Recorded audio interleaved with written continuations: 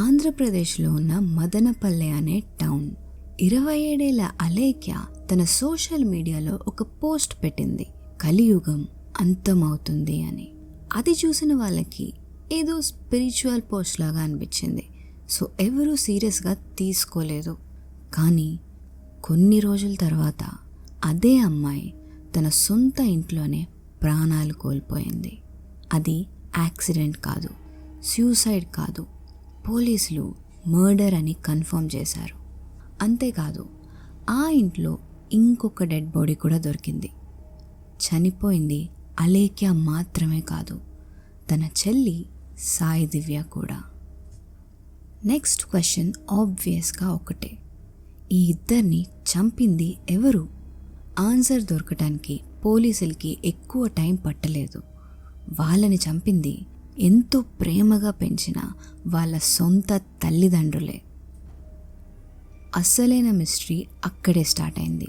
Crime చేసిన వాళ్ళు దొరికినంత మాత్రాన కేస్ సాల్వ్ అవ్వదు. క్రైమ్ వెనుక ఉన్న మోటివ్ కూడా ప్రూవ్ అవ్వాలి. పోలీసులు ఆ ఇంటికి వెళ్ళినప్పుడు పేరెంట్స్ ఏడవడం లేదు, పారిపోవడానికి ట్రై చేయలేదు. ఇన్స్టెడ్ వాళ్ళు పోలీసుల్ని చూసి ఒక్కటే మాట అన్నారు, మీరు కొంచెం లేట్గా వచ్చి ఉంటే మా పిల్లలిద్దరూ మళ్ళీ బ్రతికి లేచేవారు అని. Think about that for a second. ఇద్దరు డాటర్స్ చనిపోయారు, డెడ్ బాడీస్ వాళ్ళ ఇంట్లోనే ఉన్నాయి. అయినా వాళ్ళ పేరెంట్స్కి 1% కూడా డౌట్ లేదు. కొన్ని గంటల్లో వాళ్ళు మళ్ళీ ప్రాణాలతో లేచి నిలబడతారని పూర్తిగా నమ్మారు. ఇద్దరు హైలీ ఎడ్యుకేటెడ్ పేరెంట్స్ రియాలిటీని వదిలేసి చావు టెంపరరీ అని ఎందుకు నమ్మారు? ఆ నమ్మకం 2 ప్రాణాలు ఎలా తీసింది? ఈరోజు మనం మాట్లాడుకోబోయే కేస్ ఇండియాలో జరిగిన మోస్ట్ డిస్టర్బింగ్ ఫ్యామిలీ క్రైమ్ కేసెస్లో ఒకటి. ఇది Madanapalle double murder case. Hello all, welcome to scary మంచ్.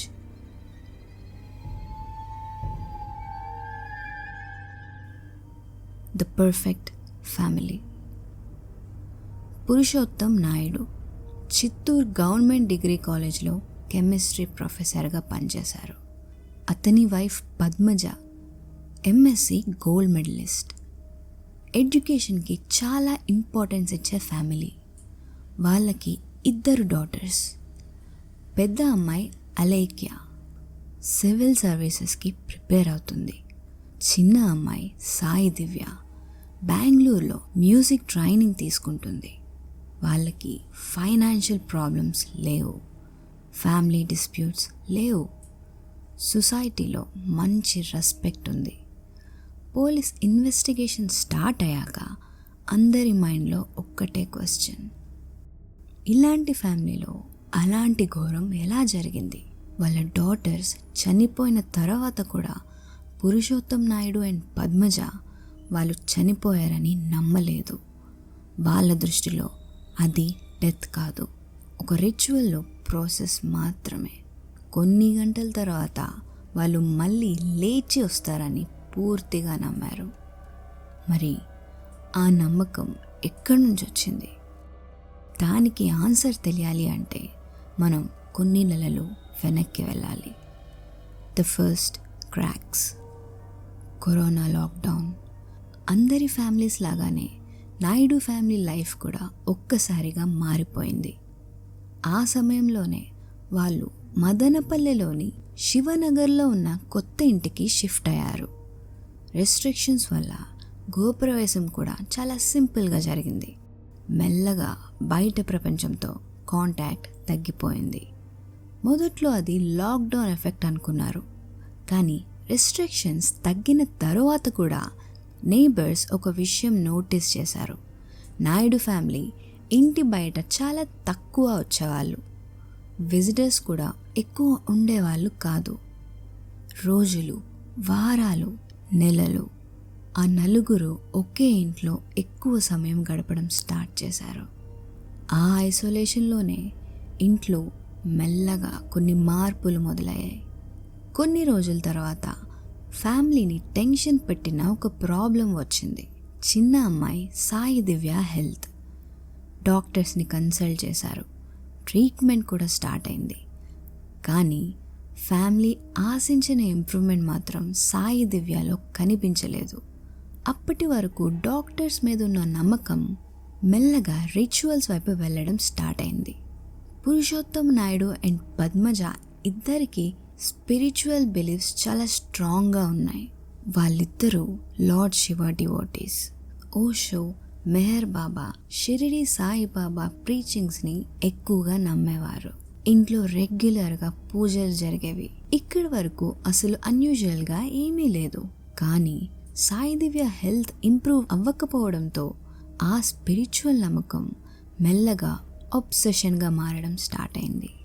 మెడిసిన్లో ఆన్సర్స్ వెతకడం కన్నా రిచువల్స్లో ఆన్సర్ వెతకడం ఎక్కువ అయింది. వాళ్ళకి తెలియకుండానే రియాలిటీని సైన్స్ నుంచి కాకుండా స్పిరిచువాలిటీ లెన్స్ నుంచి చూడటం స్టార్ట్ చేశారు. మరి ఆ ఆలోచన విధానం కొన్ని నెలల్లో ఎంత డేంజరస్గా మారబోతుందో వాళ్ళకప్పుడు అస్సలు తెలీదు. When belief became reality. 2021 జనవరి. సాయి దివ్య హెల్త్లో పెద్దగా చేంజ్ ఏమీ కనిపించలేదు. కానీ తన బిహేవియర్లో మాత్రం కొన్ని అన్యూజువల్ చేంజెస్ స్టార్ట్ అయ్యాయి. కొన్నిసార్లు ఇంట్లో ఏదో నెగిటివ్ ప్రెజెన్స్ ఉన్నట్టు అనిపిస్తుందని చెప్పేది. తనకి చాలా భయంగా ఉందని టెర్రస్ మీద నుంచి దూకేస్తాను అని కూడా అనేది. నార్మల్గా అయితే ఇలాంటి సిచ్యువేషన్లో ఫస్ట్ ఆప్షన్ డాక్టర్స్. కానీ నాయుడు ఫ్యామిలీ అప్పటికే వేరే డైరెక్షన్లో ఆలోచించడం స్టార్ట్ చేసింది. వాళ్ళ నమ్మకం ప్రకారం ఇది ఫిజికల్ ప్రాబ్లం కాదు, ఇది ఒక స్పిరిచువల్ ప్రాబ్లం. పూజలు, హోమాలు, డివోషనల్ రిచువల్స్ ఎక్కువ అవ్వడం స్టార్ట్ అయ్యాయి. నేబర్స్ ప్రకారం ఆల్మోస్ట్ ప్రతిరోజు ఇంట్లో ఏదో ఒక డివోషనల్ యాక్టివిటీ జరుగుతూనే ఉండేది. ఈ మార్పు సాయి దివ్య దగ్గరే ఆగలేదు. పెద్ద కూతురు అలేఖ్యలో కూడా మెల్లగా కొన్ని చేంజెస్ కనిపించడం స్టార్ట్ అయ్యాయి. తన సోషల్ మీడియాలో శివ ఈజ్ కమింగ్, కలియుగం అంతమవుతుంది ఇలాంటి పోస్ట్స్ పెట్టడం స్టార్ట్ చేసింది. మ్యాజిక్, స్పిరిచువల్ పవర్స్ ఇలాంటి టాపిక్స్ గురించి ఇంటర్నెట్లో ఎక్కువ సర్చ్ చేయడం స్టార్ట్ చేసింది. కొన్ని సందర్భాల్లో తనే శివ స్వరూపం అని కూడా చెప్పేది. ఈ ప్రపంచం తొందరలోనే మారబోతుందని, ఆ మార్పులో తనకి ఒక స్పెషల్ పర్పస్ ఉందని నమ్మేది. బయట వాళ్ళకి ఇవన్నీ స్ట్రేంజ్గా అనిపించవచ్చు, కానీ ఆ ఇంట్లో ఈ నమ్మకాల్ని ఎవరూ క్వశ్చన్ చేయలేదు. అదే ఈ కేసులో మోస్ట్ డేంజరస్ పార్ట్. ఒకరు నమ్మిన నమ్మకం మెల్లగా నలుగురి రియాలిటీగా మారిపోయింది. మొదట్లో ఇంట్లో నెగిటివ్ ఫోర్స్ ఉందని నమ్మారు. తరువాత ఆ చెడు శక్తి వాళ్ళ డాటర్స్ని ఆవాహించింది అని నమ్మారు. ఆ నమ్మకం ఎంత బలంగా మారిందంటే వాళ్ళ దృష్టిలో ఇద్దరు డాటర్స్ని కాపాడాలి అంటే ఒక రిచువల్ తప్ప ఇంకొక మార్గం లేదని వాళ్ళు డిసైడ్ అయ్యారు. ఆ డెసిషన్ జనవరి 24న 2 ప్రాణాలు తీసుకోబోతుంది. The ritual January 24th Sunday. ఇంట్లో ఎర్లీ మార్నింగ్ నుండే శక్తి పూజ మొదలైంది. పురుషోత్తం నాయుడు, పద్మజ, అలేఖ్య అండ్ సాయి దివ్య నలుగురు పూజలు చేస్తూ గట్టిగా మంత్రాలు చదువుతూ ఒక ట్రాన్స్ స్టేట్లోకి వెళ్ళిపోయారు. రియాలిటీ అండ్ ఎక్స్ట్రీమ్ బిలీఫ్ మధ్య ఉన్న బౌండరీ పూర్తిగా మాయమైపోయింది. టైం గడుస్తుంది, పూజ మాత్రం ఆగలేదు. మధ్యాహ్నం 2:30కి రిచువల్ ఫైనల్ స్టేజ్కి చేరుకుంది. ఎక్స్ట్రీమ్ ట్రాన్స్లో ఉన్న పద్మజ సెకండ్ ఫ్లోర్ పూజ రూమ్లో ఉన్న తన చిన్న కూతురు సాయి దివ్యాని త్రిశూలంతో పొడిచింది. వాళ్ళ దృష్టిలో అది మర్డర్ కాదు, వాళ్ళ కూతుర్ని ఆవహించిన చెడు శక్తిని బయటికి పంపించే రిచువల్లో భాగం మాత్రమే. దానితో ఆ రిచువల్ ఆగలేదు. ఇంకో 2 గంటల తర్వాత ఆఫ్టర్నూన్ అరౌండ్ 4 PM పెద్ద కూతురు అలేఖ్య ఎరుపు బట్టలు వేసుకొని కలియుగం అంతమవుతుంది అని గట్టిగా అరవడం స్టార్ట్ చేసింది. ఆ తర్వాత నాకు కూడా రిచువల్ చేయండి అని తన పేరెంట్స్ని అడిగింది. పురుషోత్తం నాయుడు ప్రేయర్ బెల్ని ఆపకుండా మోగిస్తూనే ఉన్నారు. అదే సమయంలో పద్మజ ఒక హెవీ డంబెల్తో అలేఖ్య తల మీద బలంగా కొట్టింది. వాళ్ళ నమ్మకం ప్రకారం ఇప్పుడు రిచువల్ కంప్లీట్ అయింది. సో వాళ్ళ డాటర్స్ శరీరాల్లో ఉన్న చెడు శక్తి బయటికి వెళ్ళిపోతుంది. ఆ తర్వాత లార్డ్ శివ మళ్ళీ వాళ్ళ ఆత్మలని వాళ్ళ శరీరాల్లోకి పంపిస్తాడు. అప్పుడు ఇద్దరూ మళ్ళీ బ్రతికి లేస్తారని పురుషోత్తం నాయుడు అండ్ పద్మజ వెయిట్ చేస్తున్నారు.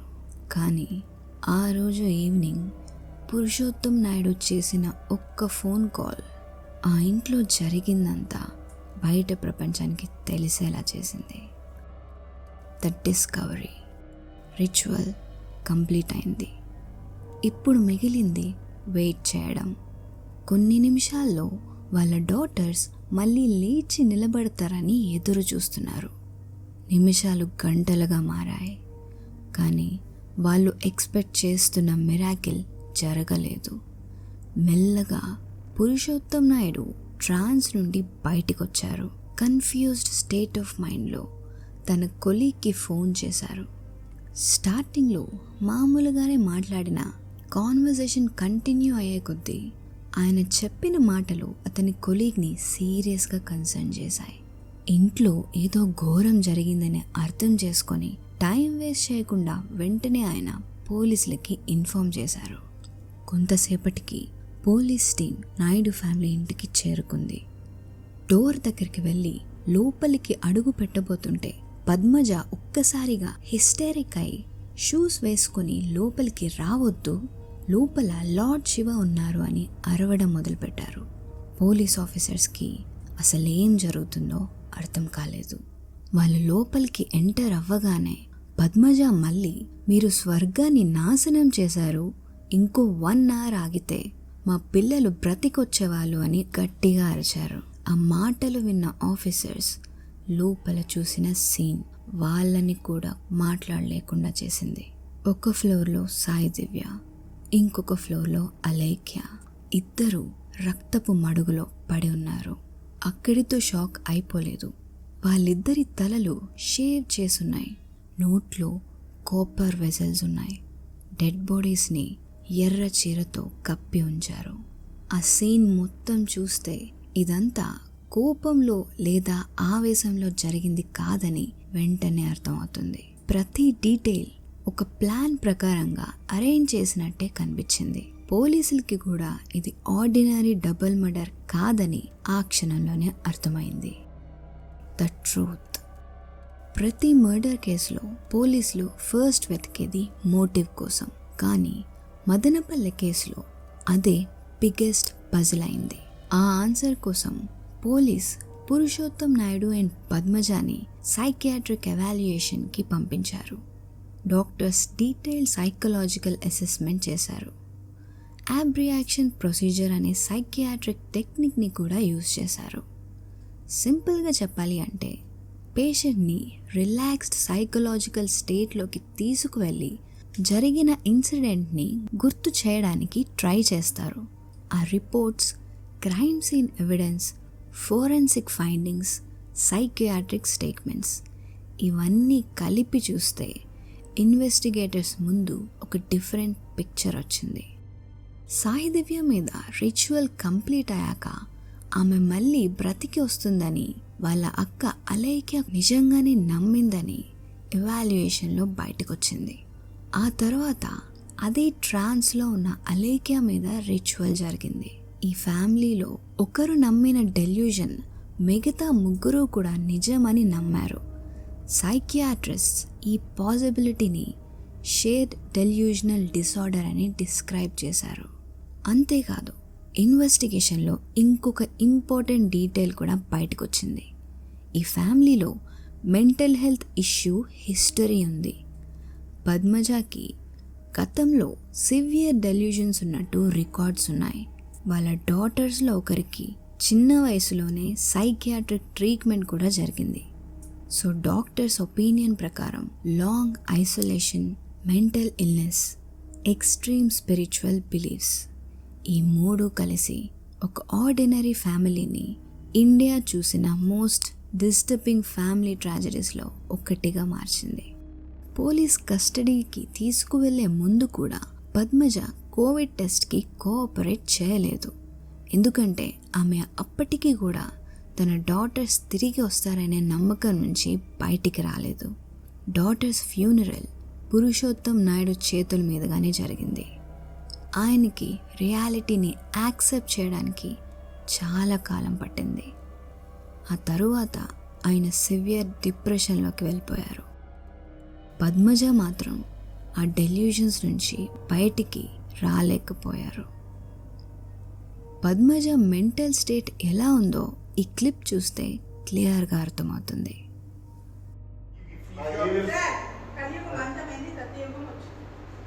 ఈరోజు జరిగింది అది. ఆయన ఒక 10 నిమిషాలు అరగంట వెయిట్ చేస్తుంటే ఈరోజు నా ఫ్యామిలీ మొత్తం ఇప్పుడు ఉండేవాడు. మీకు అది అర్థం కావడం. నేను కరోనా వైరస్ ని నా బాడీ పార్టికల్ నుంచే పంపించాను.